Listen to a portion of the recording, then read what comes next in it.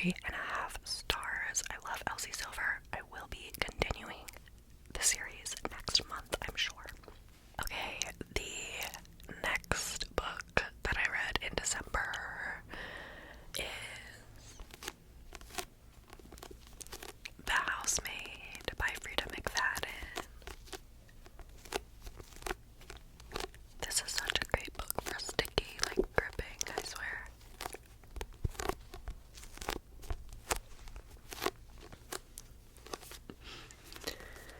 The House Made by Frida McFadden. This book, along with, every book by this author, is pretty popular.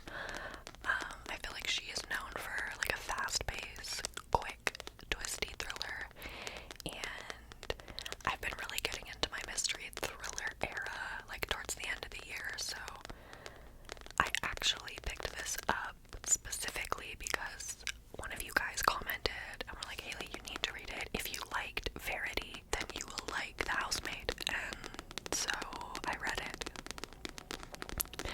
I will say, I totally get the comparison, and I think this is similar. There definitely is a lot of similarities, but if I'm gonna be honest, I liked Verity 10 times more, which I think is very controversial.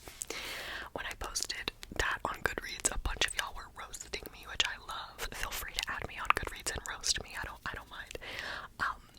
But this book follows, what's her name? I honestly don't even remember her name. The main character, she gets hired to be the housemaid for this family, the Winchester family, Nina, Andrew, and their son. But our main character, she is like a felon. I think she just got out of prison, and you don't know why, like at the beginning of the book, but you know, like she's just trying to get whatever job that she can, and so she gets hired by this family to be a housemaid, and that's basically all I'm gonna tell you, because obviously with like a thriller, you want to know like as little as possible, I feel like. But yeah, I don't know. I think that I saw the first twist like from a mile away. The book wants you to believe that like someone is the bad guy, but it was very obvious like who was the actual bad guy. I think this is a fun, easy thriller if you're looking for like a quick, fast-paced thriller. I gave it a 3.5, I think, so still a good time, still a good book. But I think because I went into it like comparing it to Verity, I didn't like it as much because the characters in Verity, they were just more compelling and more interesting and more dynamic. Like Jeremy, Verity, even Lowen, is that her name? Lowen. I don't know, they were all so like fucked up in their own way, whereas like, I don't know, these characters, they're all so fucked up, but I wasn't as interested. So it was okay. It was good. I would definitely read another book by this author, so let me know which one you think I should pick up next, because there's just so many. I know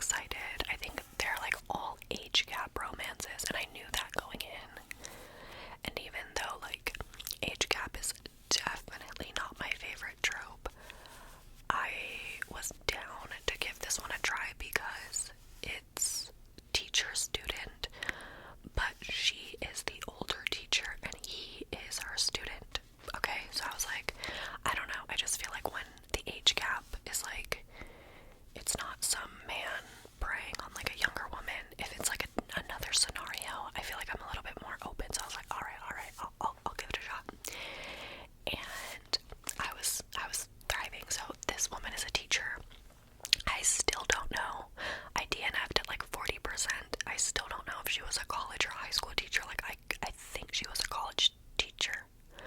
I hope. I don't know. But she was a teacher, and one day in the parking lot, she, like, sees this guys on some motorcycles, and specifically this one guy, who she's like, oh my god, he's just so hot, and they just have this, like, little moment in this parking lot, and then she shows up, and he's her student, he's in her class.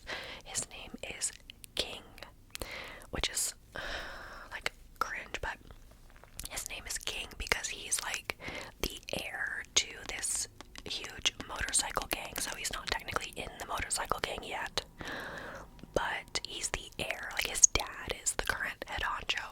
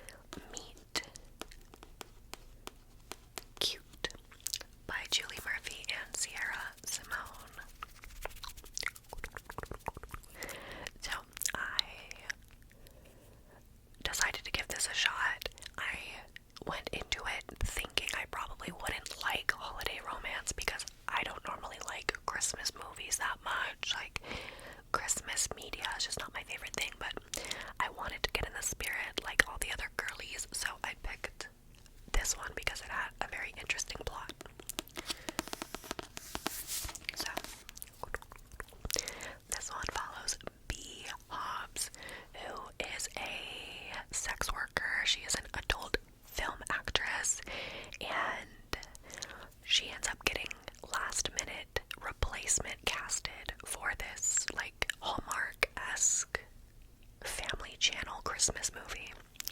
And the guy that is her co-star is named Nolan, and he is like a washed-up boy band member trying to like fix his reputation. Like, he used to be really big back in the day, but now he's like doing Christmas movies and trying to like get back into the swing of things. And so they meet on set, and Nolan realizes that B is his favorite adult film actress, and he has seen her before. And so there's like this tension between them. They filmed the movie, yada yada yada. So it was very cute and very spicy. Okay, I thought the writing was fun.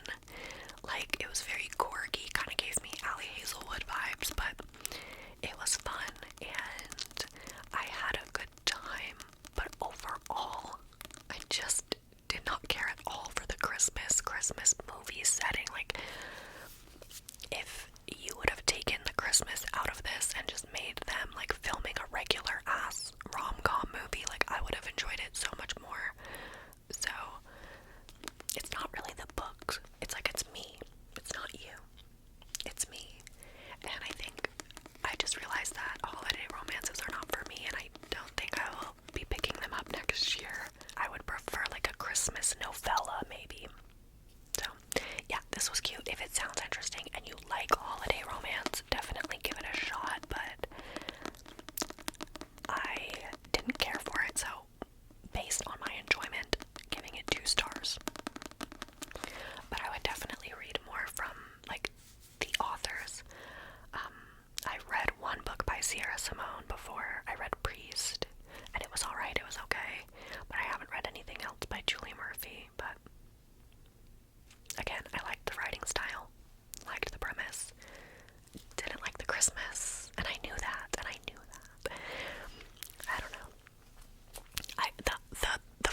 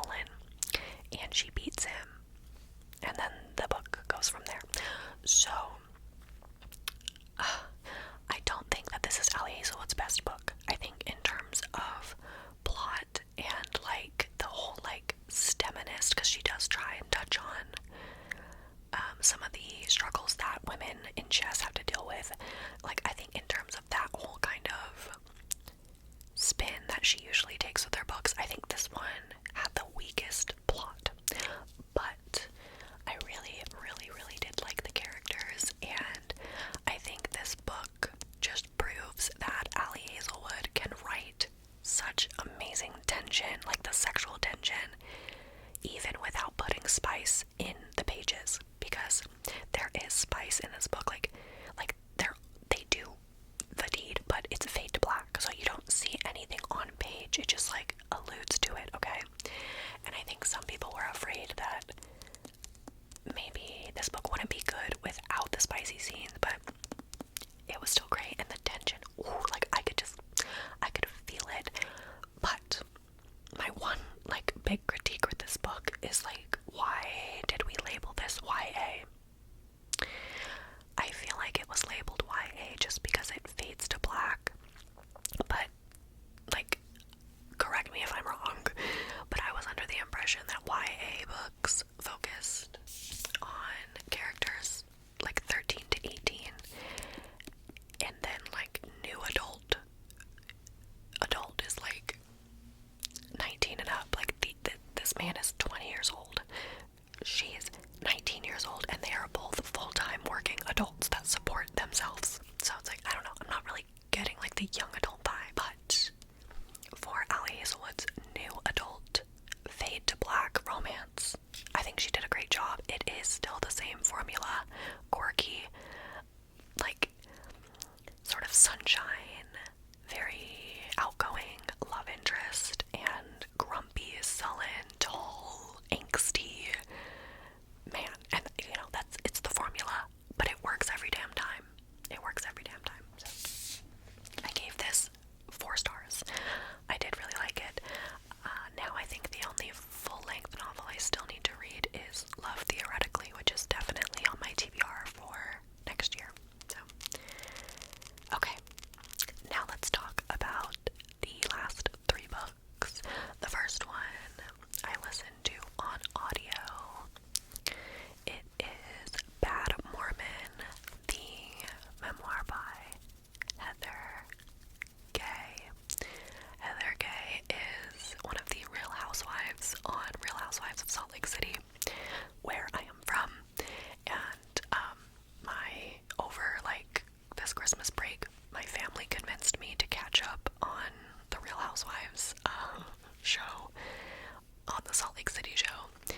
And after watching it, I had this audiobook like downloaded, and I was like, oh, I want to listen to it. So I picked it up, and honestly, I really, really enjoyed it.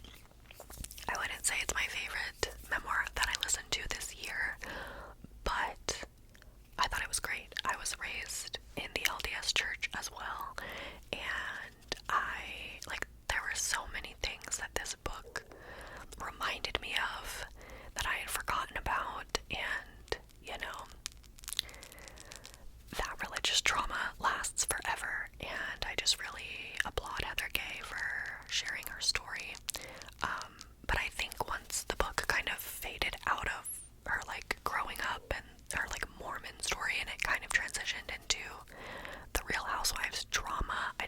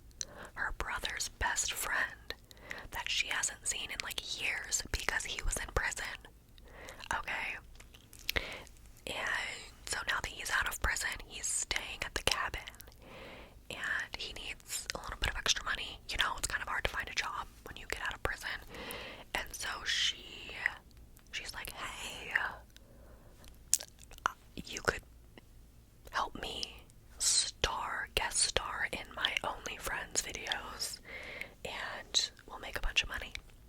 And that's basically the premise of this book. So it's like brother's best friend, whatever. It is very spicy, as you can tell. It's like mostly spice, little plot. But honestly, Lucia Franco writes spicy scenes so well. Like, it was hot. I'm not even gonna lie, it was hot. Okay, I had a good time. It was fun. No regrets. I gave it 3 stars. So, okay, and then the last book that I read in December is The Luckiest Girl Alive by Jessica Knoll. So last month I read another book by Jessica Knoll and I loved it. 5 stars. It's one of my favorites of the year. So after having a lot of success with that, I decided to pick this one up because this one's like definitely her most popular, I would say. And this one was not as good. I just don't think it was as good. So this one follows a woman, Ani Tiffany, aka Ani, and she went through something really, really tragic when she was younger, and it's like 10 years later, and she basically gets invited to do this HBO documentary about what happened and about how she like came out on the other side as like this survivor and this like, you know. And as she starts doing this documentary, there's secrets and there's, you know, stuff gets revealed and yada yada. So people like recommended or said this is similar to like Gone Girl and that stuff, and I can see why they think that. I just think that this is like the dollar store version of Gone Girl, and I don't mean that with disrespect to the author. Obviously I loved her other book, but I just think if you're going to do a story about an unlikable, unreliable, kind of good for her Amy Dunn-esque book like Gone Girl, like if you're gonna try and do that, you gotta make me at least have like some sort of respect for the main character. And Ani, I just hated her. Like, ugh, she was just too unlikable for me. And I didn't like the ending of this book. After I finished it, though, I was like, I didn't know how to feel about it. And I knew that there was a Netflix movie, so I watched the Netflix movie, the adaptation with Mila Kunis, and they changed the ending, and I think they did a way better ending. I don't know, honestly. I don't think either the book or the movie were like life-changing. They were shocking. It definitely took like there's a twist at the halfway mark when you find something out about what happened to her, and you're like, that, I was like, oh shit, and then I was like really excited